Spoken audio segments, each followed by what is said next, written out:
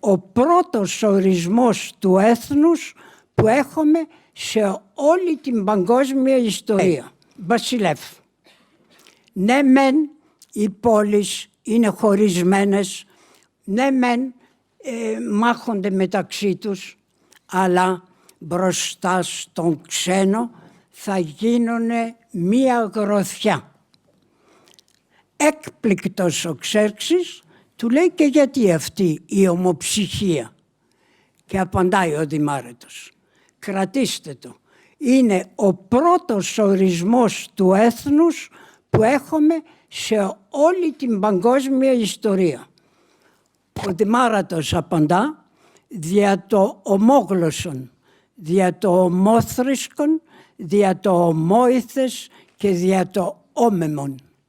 Το ίδιο αίμα, τα ίδια ήθη, η ίδια θρησκεία και η ίδια γλώσσα.